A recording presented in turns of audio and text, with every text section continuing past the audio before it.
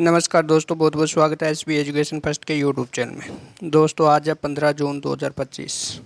तो 15 जून 2025 के जितने भी मोस्ट इंपॉर्टेंट करंट अफेयर्स के क्वेश्चन बनेंगे उनके बारे में अपन डिस्कस करेंगे, और जो भी क्वेश्चन से संबंधित इंपॉर्टेंट फैक्ट बनेगा वो भी मैं आपको साथ में बताऊँगा। और इस वीडियो की PDF फाइल आपको हमारे टेलीग्राम चैनल पर मिल जाएगी। टेलीग्राम चैनल का लिंक मैं वीडियो को डिस्क्रिप्शन डाल दूँगा, आप वहाँ से जाकर ज्वाइन हो सकते हो। और जो साथी चैनल पर नहीं हुआ वो साथी चैनल को सब्सक्राइब कर ले और बेल आइकन को प्रेस कर ले, ताकि आने वाली इंपॉर्टेंट लेटेस्ट वीडियो का नोटिफिकेशन सबसे पहले आप तक पहुंचे। और वीडियो के अंत में आपसे एक क्वेश्चन पूछा जाएगा जिसका आंसर आपको कमेंट बॉक्स में देना है। तो चलिए क्लास को स्टार्ट करते हैं बिना देरी के। तो सबसे पहले अपन करेंगे पिछली क्लास का रिवीजन। तो पिछली क्लास में अपना पहला क्वेश्चन पढ़ा था कि अंतर्राष्ट्रीय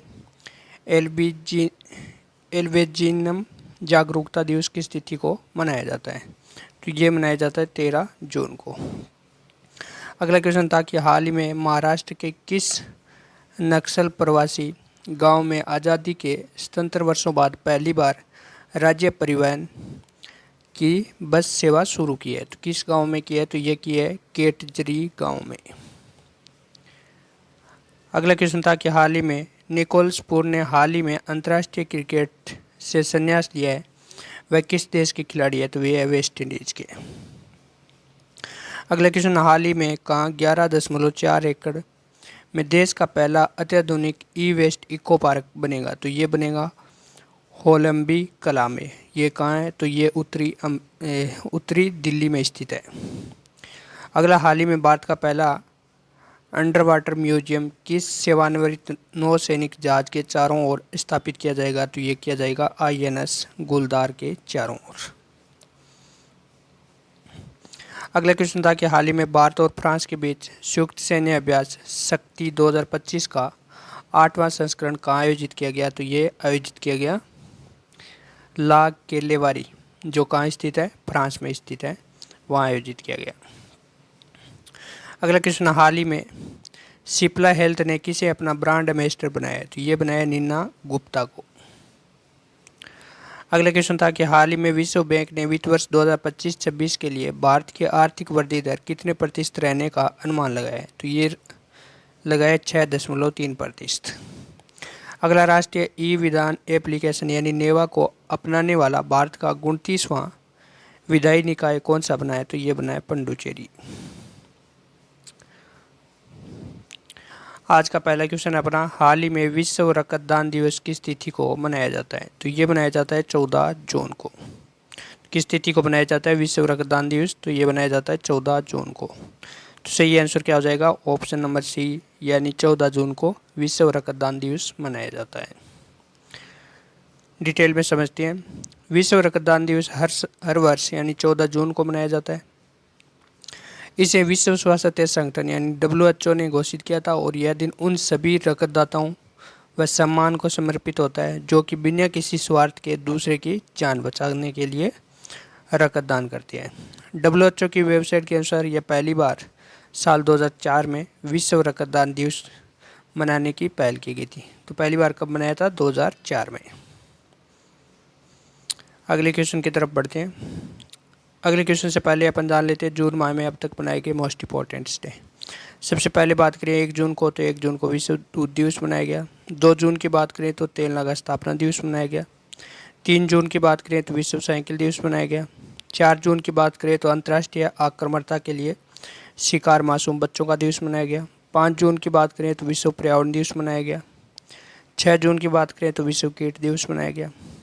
7 जून को विश्व खाद्यान्न सुरक्षा दिवस मनाया गया।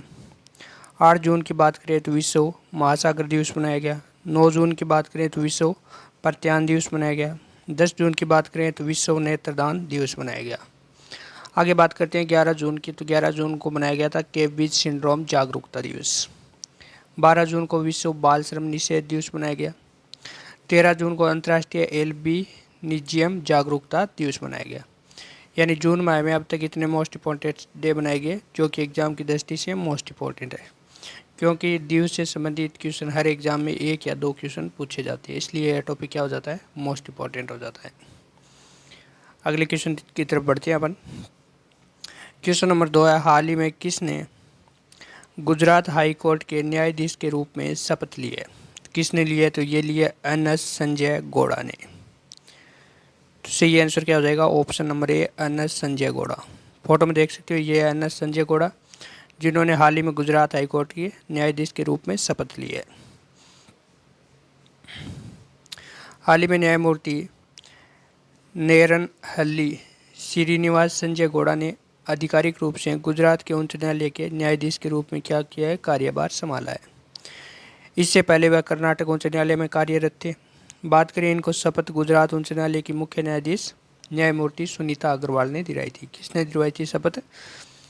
सुनीता अग्रवाल ने। अच्छा, बात आई है गुजरात की, तो गुजरात के बारे में जानती है। बात करें गुजरात की राजधानी, तो गांधीनगर है। मुख्यमंत्री कौन है? भूपेंद्र पटेल। गवर्नर कौन है? आचार्य देवव्रत है। बात करें भारत में सबसे लंबी समुद्री तटरेखा किसकी लगती है? तो ये गुजरात की लगती है। लोकसभा सीट 26, राज्यसभा सीट 11, विधानसभा सीट कितनी है? 182। राष्ट्रीय उद्यान की बात करें तो वासदा राष्ट्रीय उद्यान है, ब्लैक बक राष्ट्रीय उद्यान है, गिर राष्ट्रीय उद्यान है और समुद्री राष्ट्रीय उद्यान है। ये उद्यान कहाँ है? तो गुजरात में है। बात करें राज्य के पक्षी, तो राज्य के पक्षी है ग्रेटर राजहंस। पशु एशियाई शेर है। वृक्ष की बात करें तो बरगद है और फूल की बात करें तो गेंदे का फूल है। और मैप में आप देख सकते हो ये है गुजरात। अगला क्वेश्चन, क्वेश्चन नंबर 3 है, हाल ही में जारी ग्लोबल जेंडर गैप इंडेक्स 2025 में कौन शीर्ष पर रहा है? मोस्ट इंपॉर्टेंट क्वेश्चन है, इंपॉर्टेंट लगा लेना। कौन रहा है शीर्ष पे? तो शीर्ष पे रहा है आइसलैंड। तो सही आंसर क्या हो जाएगा? Option number B, Iceland.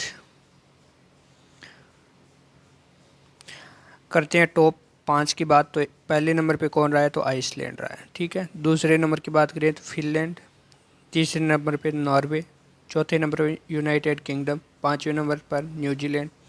वहीं भारत की बात करें तो भारत 141 देशों की सूची में कितवें नंबर पर रहा है? 131वें नंबर पर रहा है।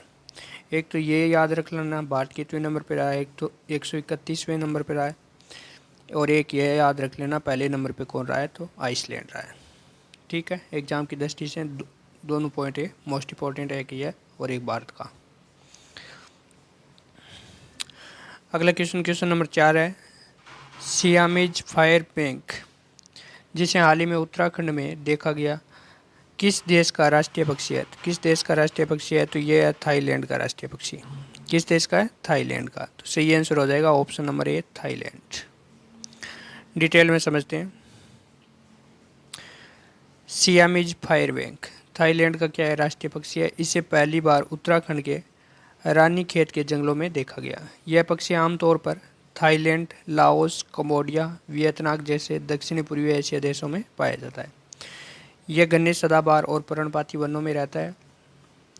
इसे IUCN ने लास्ट कनकेरेन श्रेणी में रखा गया है।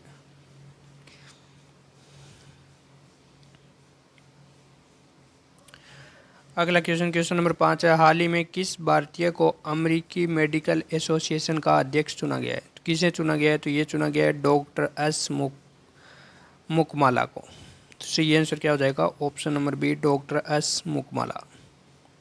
फोटो में देख सकते हो ये है डॉक्टर एस मुकमाला, जिन्हें हाल ही में अमेरिकी मेडिकल एसोसिएशन का क्या चुना गया है? अध्यक्ष चुना गया है। अगला क्वेश्चन, क्वेश्चन नंबर 6, हाल ही में कौन मालदीव की ग्लोबल ब्रांड एम्बेसडर बनी है? कौन बनी है? तो ये बनी है कैटरीना कैफ। फोटो में देख सकते हो ये है कैटरीना कैफ, जिनको हाल ही में मालदीव की ग्लोबल ब्रांड एम्बेसडर नियुक्त किया गया है। तो सही आंसर हो जाएगा option number A, Katrina Kaif.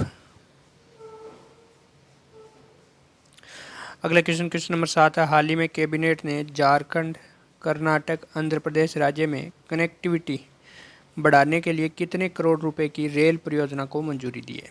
तो कितने करोड़ रुपए की रेल परियोजना को मंजूरी दी है? तो ये दी है 6,405 करोड़ रुपए की। तो सही आंसर हो जाएगा ऑप्शन नंबर ए, 6,405 करोड़ रुपए की रेल परियोजना को मंजूरी दी है। अगला क्वेश्चन, क्वेश्चन नंबर 8 है, हाल ही में प्रियंका गोस्वामी ने ऑस्ट्रेलियाई रेस वॉकिंग चैंपियनशिप में कौन सा पदक जीता है? कौन सा पदक जीता है? तो ये जीता है स्वर्ण पदक। तो सही आंसर हो जाएगा ऑप्शन नंबर ए स्वर्ण पदक। फोटो में देख सकते हो ये है प्रियंका गोस्वामी, जिन्होंने हाल ही में ऑस्ट्रेलियाई रेस वॉकिंग में कौन सा पदक जीता है, स्वर्ण पदक जीता है। तो सही आंसर हो जाएगा ऑप्शन नंबर ए।